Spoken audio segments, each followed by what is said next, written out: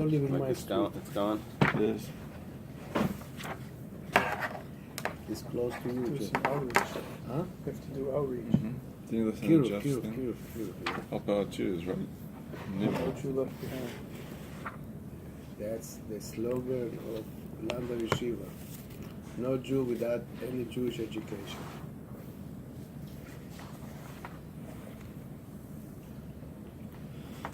Okay, we're holding on 108B. No, 109 B. On 109 B.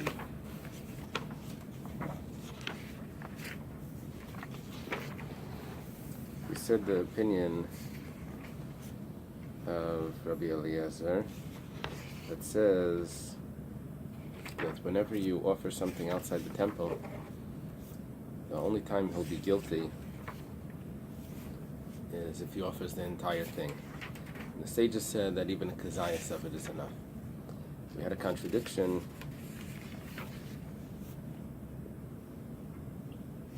Well, first we quoted a brisa that says that you're chayav if you offer ketairos outside the temple for kazayas of ketairos. We said in the temple, if someone does half a pras, which is half the amount that he's supposed to do, then he exempts the community. Now, Reb Zera said, I have a question on this. The question is that Rabbi Eliezer admits to that. The problem is, how does Rabbi Eliezer admit, we're on 109b, how does Rabbi Eliezer admit that if you offer half the amount of ketairos that you're responsible, that you're obligated to offer, that exempts the community? Rabbi Eliezer says that if you offer it outside, it needs to be the whole thing. And the way it works is that if it's inside, if it's valid, then outside it, then it's considered the prohibition. Whatever you're meant to do inside, if you do it outside, that's the prohibition. Why were they doing it outside? If someone would say, I'm not going to the temple, I'm doing the sacrifices on my own in my backyard. So at the time that the temple existed, that was the prohibition. And they're chayiv. And the chayav, right? Yeah. It's called maktir b'chutz. So the first answer that we have is like this: that there's a difference between which ketairos we're dealing with. If we're dealing with the Sounds like the ketairos, start of the breakaway shuls. yeah, You'll have their own. Yeah. started back then. Right. Yeah, but that was mamish lahavdil. That was like an avera. This is like, okay, you want to start your own thing? It's okay. There's a machlekes. Someone started a breakaway temple in Egypt. He started a, there's Well, a the basic machlekes there, difference. yeah. It's a machlekes if that was avodah zarah or if it's not avodah zarah.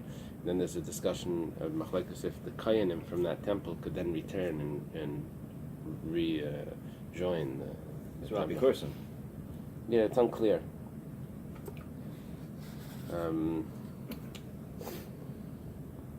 They didn't have such, guidelines that we have today. Exactly what's.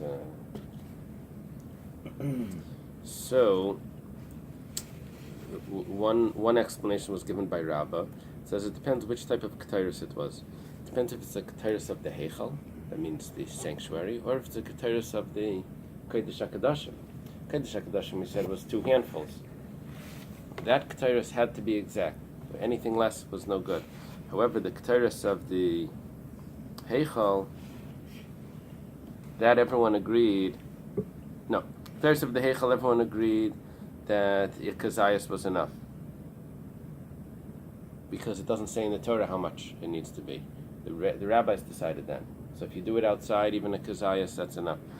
The machlekes was the ketairos in the heichal, in the kodesh hakadashim that says malei chafnav. Does the Torah say specifically malei chafnav? And if you don't have the handfuls malei chafnav, then you didn't do anything. Or does the Torah say malei chafnav, but it doesn't really mean it? It means that that's what you should have, but if you don't have it, still acceptable, and therefore outside the temple that would be an obligation. Abaye asks, How would you have a Havamina and say sorry? To think that Malach Hafna would only be one hand? Abaye asks, listen to this. Amalei Abaye, It says a statute. Right. We have a rule that anytime where it says chukah, it means it's ma'akiv. Ma'akiv means that it stops the validity, and it uses the word chukah, which means it's an everlasting. It's a statute. It means you can't mess with that, saying that that's just a suggestion, but it doesn't matter if you don't have that. Elam Rabaya, rather Rabaya says, okay, we're on 109b, almost we're 3/4 down. B'haktara b'fnim kuli amalei pligi. Inside the temple, there's no machlekes.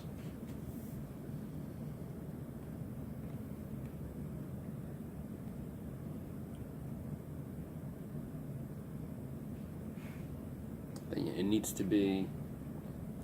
be malay chafnav.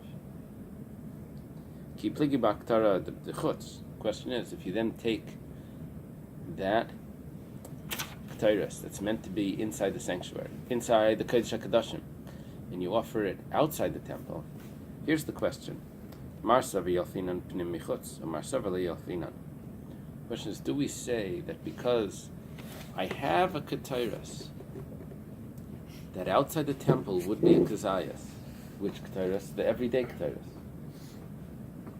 Even though the rabbis gave a measurement, but that doesn't take away from the amount that the person would be obligated biblically. And so therefore, I have a ketairos that outside the temple would be a kazayas. If a person offers it outside the temple, it would be guilty.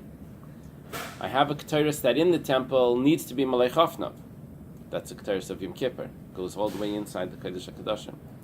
If I take the ketairos of Yom Kippur and I offer it outside the temple, do I say that since there's a type of ketairos outside the temple that's chayav on a kazayas, so this ketairos is also chayav on a kazayas?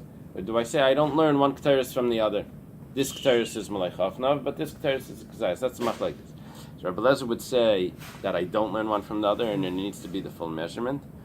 And however, Rabbi Lezer would still say that ketairos outside the temple is possible to be a kazayas, which that's the other So type. if you do, let's say, for example, pras b'shachas, right? Yeah. Right? Now we're talking about half a pras, right? Like, who does it? The kohen does it, right? I'm Yeah. not talking about the Yom Kippur. Right. He would be chayav for doing it outside the beit, because he's doing the right thing. He's doing the pras b'shachas. Right. What That's if the problem. what if he did a full thing by shachas? What if he did the pras b'shachas, pras ba'arvis, but he did the two of them all in the morning? Yeah, and outside the Beis Hamikdash. I think usually we say yesh b'chlal masayim mana. If you have the measurement, if you have $200, you also have $100. I think we say that included in the larger amount is the smaller amount that you are obligated to do. Okay. Most of our discussion is the if you have less than the appropriate amount. Now, what came out over here was that there's a machlekes. Do I derive one type of ketairos outside the temple to another ketairos outside the temple? Do I learn one to the other? That just like here it would be a kazayas, there it would also be a kazayas. That's the machlekes according to Abaya. Amar Rava.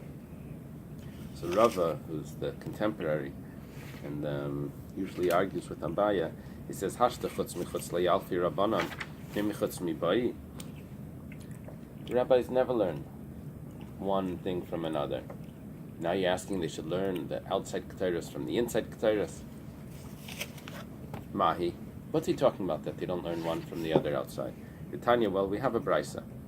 Yochal amala pachas mikasayis kaimet, so pachas mikasayis imurim. Lamanasik pachas mishleish lugan yayin. Pachas migimal lugan mayim, ye chayev talmudai merlasis, ala shalom chayev ena chayev ala chaser. Someone brings less than a kazayas of kaimets. Someone brings less than a kazayas of the organs. Or if someone pours less than 3 lug of wine, or less than 3 lug of water, he's going to be exempt. The problem is that less than 3 lug is more than a kazayas. If you say the rabbis learn one ketairos that needs to be 2 handfuls, but outside the temple it only needs to be a kazayas from another ketairas. So why don't they say that I only need a kazayas of wine? Can you say that again? If you're saying? If I say that the ketairas really needs to be 2 handfuls inside the temple, but outside the temple, if it's a kazayas, that should be enough. Why? Because outside the temple I have another type of ketairas that a kazayas is enough. Right. So then why do they say that when I pour wine or water, it needs to be 3 lug? 3 lug is much more than a kazayas. If they learn one thing outside the temple from another thing outside the temple, so why don't they also do that to the libations, to the pouring? Because you could say yain is different. Rav is possibly, yes, but Rav is saying that you can't say that the rabbis learn one thing from another outside the temple, because I find by the wine that they don't. They say it needs to be a full 3 lug, even though other things only need to be a kazayas. So, v'ha pachis mishleisha lugin, but less than 3 lugin. Isbu kama zaysim. Less than 3 lug has many zaysim. V'layalfi rabbanon chutz michutz. And the rabbis don't learn one from another. We'll get to your answer in a moment. You see he's sitting in the seat. You see? Elam Yamin. Rava. I'm on your left. Elam Rava. But from my perspective. Rather, Rava says, going to kavinu shnei chatzoi pras b'mana. A very interesting discussion over here. The question is, if he puts the entire amount that he's supposed to have inside a vessel, and then he offers only part of it. So, Marsa Rekvius Mana Milsehi. One opinion holds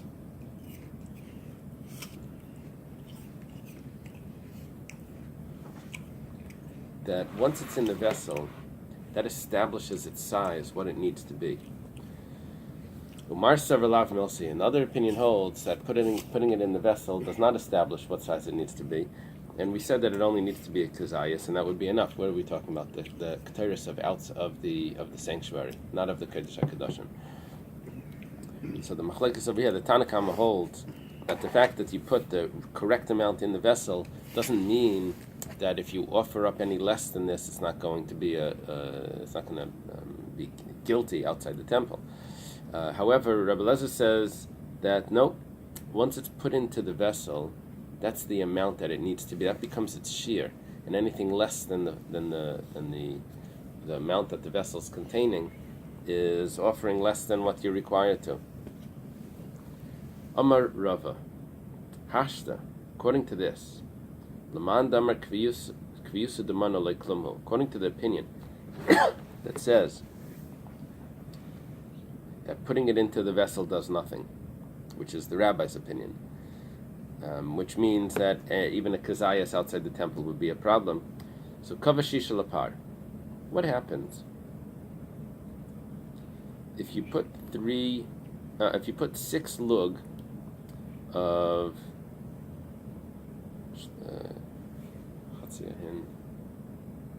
is this the wine or the oil? Wine. There's libations that go along with every sacrifice. So these libations are wine and oil.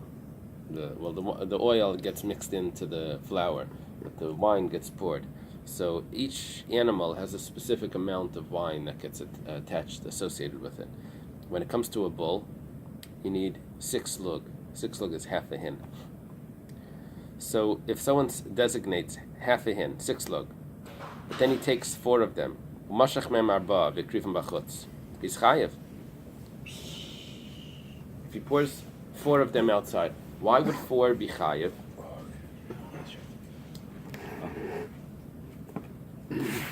Shiru'in la'ayil, because a smaller animal would be satisfied with only 4.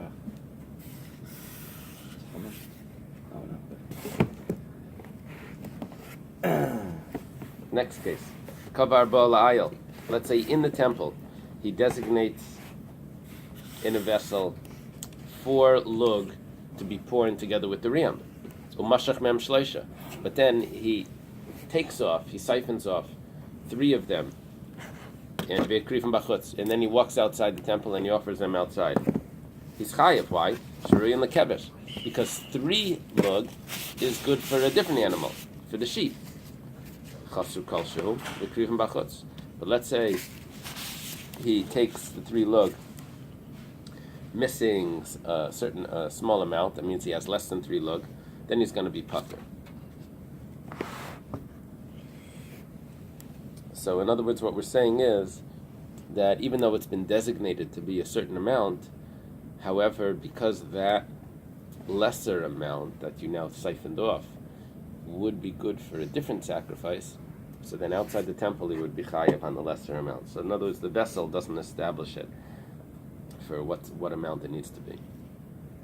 Rav Ashi Amar, just we get back to Peretz's answer.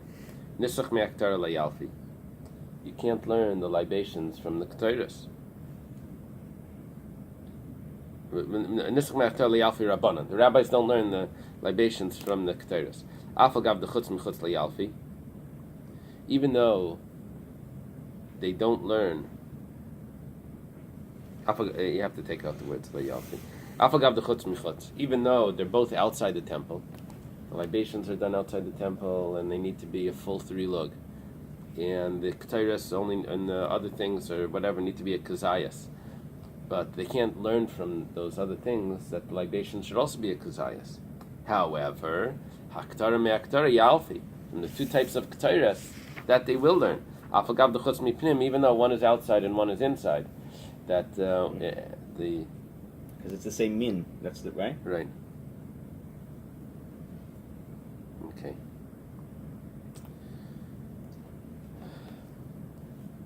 And so therefore, that would be a way of answering Abaya's answer, that the machlekes between Rabbi Elazar and the Rabbanan is if they learn one ketores from the other outside, the inner ketores from the outer ketores outside, when it goes outside the temple.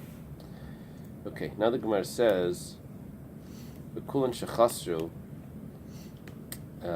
If anything is not complete, any of the items that were mentioned in the Mishnah that are offered out of the temple, the items being the kaimetz that you take from a korban mincha, the scoop, the levina, it needs to be complete. If it's not 100% complete and you offer it outside the temple, everyone agrees that it's not. There's no guilt there. Ibayluhu. There's a question over here. That if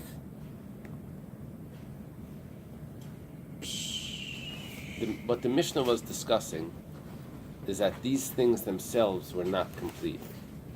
Not that he offered less than the amount, but that the kaimitz itself wasn't complete. A piece of the kaimitz got lost. A piece of the levina got lost. So Hilo was going to bring it the way it's supposed to be. So that could invalidate the entire sacrifice, the entire offering. Now the Gemara is asking Ibayluhu. Ibayluhu means that they had a question. The yeshiva had a question. The sacrifice was valid inside the temple. They brought it outside the temple. Outside the temple, a piece of it gets lost. Do we say that outside the temple, it becomes invalid? That once it went out, it becomes invalid automatically because it left the temple. So mali chaser mali yeser. So why are you making a big deal now if you don't have the right amount? It's already invalid. Or maybe the fact that it left the temple, I understand it's invalid, but the fact is it still exists. But the lesser beini light. But if it's missing now, it doesn't even exist. So that's a real invalidation that will affect that there'll be no guilt when it gets offered now that it's lacking. Sort of similar. There was a girl that was sick, and the doctor said that she needs to eat pig. She said she's not going to eat it unless it's not kosher or whatever. They're called the rabbi. The rabbi said, no, the doctor says she has to eat it. She says, okay, I'll eat it only if it's shechted. So they shecht it. If they want to feed it to her, he says, no, you have to check the lungs. So they check the lungs, and they find that there's a problem in the lungs. So they have to go ask the Rav. So the Rav says that if it would be a cow or a goat, it would for sure be treif. But on a pig, not necessarily is this type of hole in the lungs considered treif. So, Wow. So over here, what's happening is we have a sacrifice that's outside the temple. So that's treif, right? That's it's invalid. The sacrifice cannot leave the temple. And now we're discussing, but there's another prohibition of it leaving the temple. There's a prohibition of it that you can't offer it outside the temple. And now we're saying, but let's say there's something lacking in it. Let's say there's something else that's wrong with it.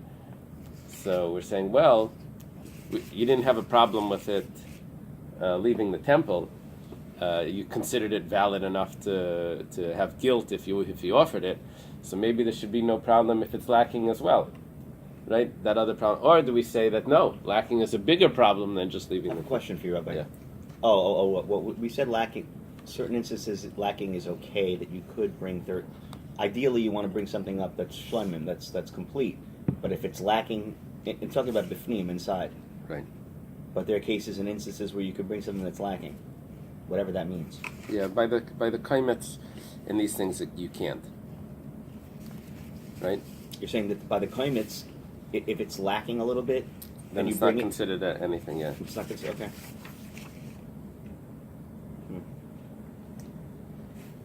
So, Amar Abaya. Tashma, Abaya says, come and listen. Rabbi Eliezer, is this Rabbi Eliezer or Rabbi Lazar? Rabbi Lazar, Paiter Ach Yaakov Eskulan. Rabbi Lazar's opinion is that you're exempt unless you bring the entire measurement. Amalei Rabba Barav Chanan La Abaya. Rabba Bar Chanan says to Abaya, Midi Rabbi Lazar, Pashit Mar. מדברי אליעזר, לא אלעזר. הניקוקוס אומר אליעזר. Yeah, they corrected it. Huh? And the Shita Mekubetzes corrects it. It's Rabbi Lazar.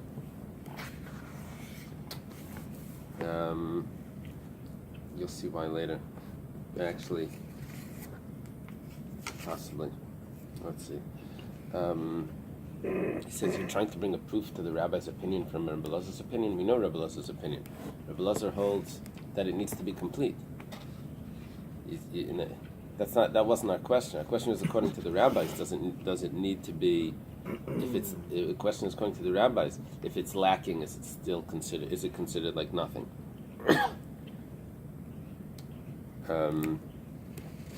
Amar lei beferish shmiali minei. It's supposed to be demar. I clearly heard from the master that adkan like pligi rabban alad Rabbi Lazar eladi isabeine aval bechisaron maidulei. When did the rabbis disagree with Rabbi Eliezer or Rabbi Lazar? That's when you're bringing up a kazayas, which is not all of what you have here. You're bringing up left, but it still exists. Here we're talking about where it got lost. Over there, the rabbis don't argue with Rabbi Eliezer. They say that it's invalid. Mm-hmm. So when do the rabbis say that it doesn't need to be complete? That's when I have everything sitting here, but you offered up part of it. But if it's actually lacking, if it's actually lost somewhere, then that's invalid. You don't have it. Then they agree to Rabbi Eliezer that it's not valid. Aval b'chisar and maidulei. And now the problem is lav dechaser b'chutz. Is it not that it was valid inside and you brought it outside and it got lost outside? And we're going to say that even though it has one invalidation of coming out, which did not make it invalid entirely because you still offer it up, there's guilt. But that doesn't mean that if it gets lacking, that it's not going to be invalid. Lacking is a much bigger invalidation. The Gemara says, no, you have no proof for that. Maybe it was lacking inside, and that's where you have the problem, in the temple itself. If it would have been lacking outside the temple, he would have said, well, you anyways didn't consider it a problem to take it out of the temple. Why should you going to consider it a problem if it's not there? So Tashima, we still need another proof. All of them that are lacking and they're brought outside, you're exempt. That's a quote from our Mishnah. Lav de chaser b'chutz. Is it not that it was lacking outside the temple and you're pater? This loy de chaser b'fnim was lacking already inside the temple, and it was an incomplete sacrifice already inside the temple. So therefore, that's why you're pater if you then bring it outside. If you bring it outside and part of it gets lost, we don't know what the halacha would be. We leave what we don't. It's like an unanswered question. Okay. Hamakriv kachim. Someone that offers sacrifices, which means the flesh of the sacrifice, together with the organ. We said that he's chayev, and we explained that he's chayev on the organ because the flesh of the sacrifice was not supposed to be offered on the altar. It was supposed to be eaten. He takes the flesh together with an organ, puts it on the altar, and we said that he's chayev. But he's chayev because of the organ, which is meant to be on the altar inside the temple. He brought it outside the temple. He's chayev. The organ was supposed to be right. But the problem is it's outside the temple. But also I'm not saying he's saying he offered two things. It's sort of like your question. He offered more than he was supposed to, okay. and it's outside the temple. Okay.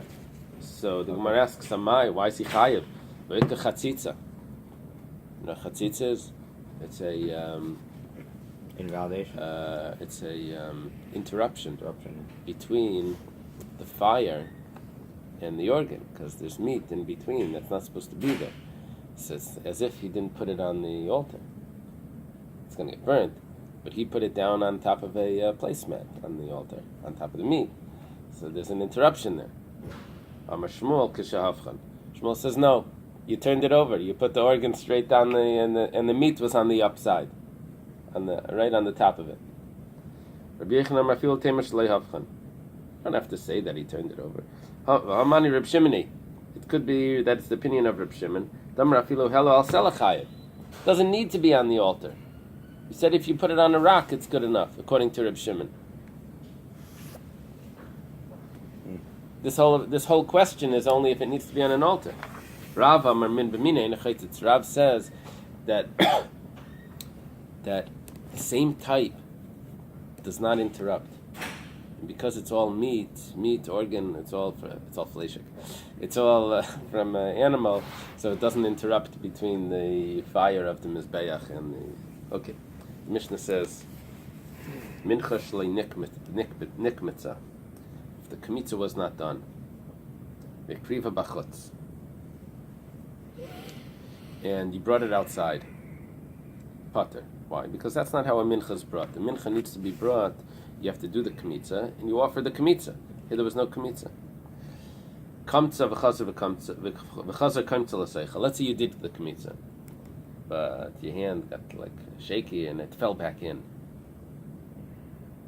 Now the kmitza fell back into the mixture.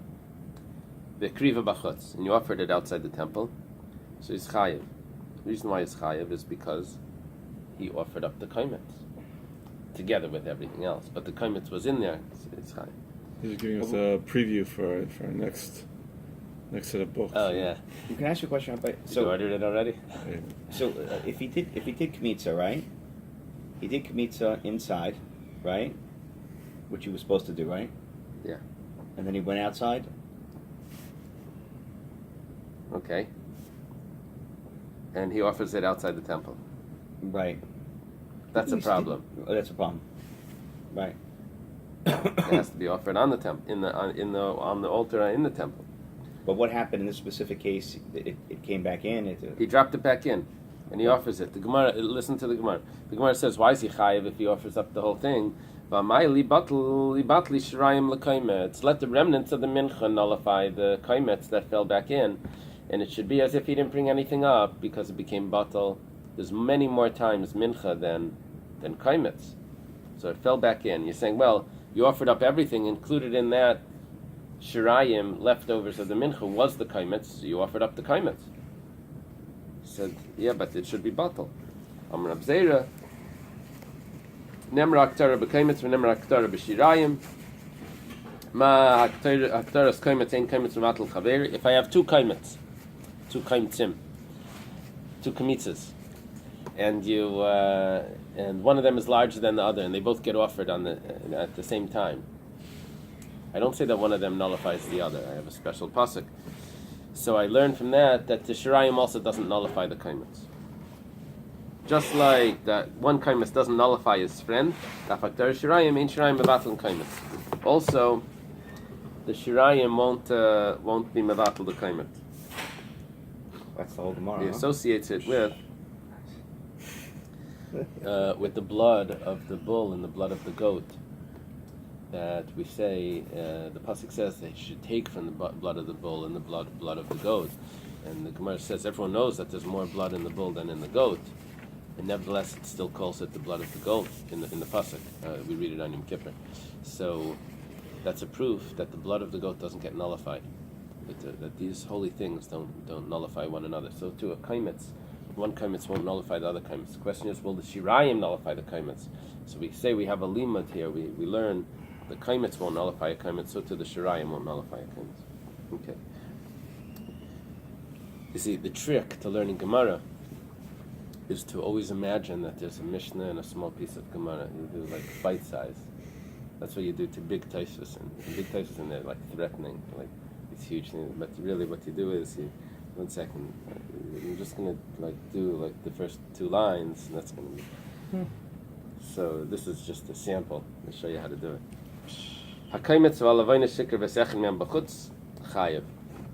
You need to offer on a korban mincha. You need to offer the kaimitz, which is the scoop, and you need to offer the levina, which is the frankincense. You need to offer both. But if you only offered one of them, you're chayav. Rebbe Lezer paiter at Yaakov Sheni. Rebbe Lezer says no.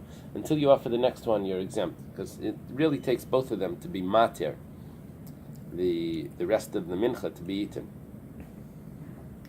Echad b'fnim v'echad b'chutz. Let's say one of them was offered correctly inside the temple and one of them was offered outside the temple, then everyone would agree chayiv, because it was done one way or another, correctly or incorrectly, but now you've completed the offering.